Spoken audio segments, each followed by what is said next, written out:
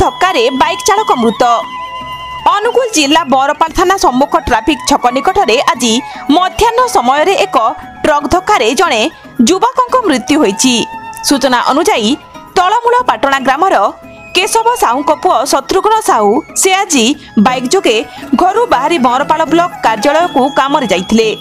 काम सारी 11:30 समय ब्लॉक कार्यालय फाटकरू बाहरी बाइक जोगे 55 नंबर जातीय राजपथ पार हेबा बेले अपर पार्श्व को जाउथिबा समय बरपाल ट्राफिक छकरे 50 मीटर पूर्वर एक ट्रक ओडी 19L 2671 गाड़ी टाटा स्टील कंपनी रे कोयला खाली करी तारचेर अभिमुखे फेरुतबा बेले उक्त स्थान रे शत्रुघ्न साहू को धक्का देइथिला।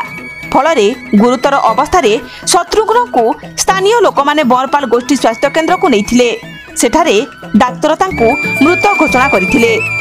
पुलिस एने ट्रक को जबत करने सहित ट्रक चालक कोयो ग्रामर दुखबंधु प्रधान को अटक रखी अधिक पचराउचरा चलाइछंती।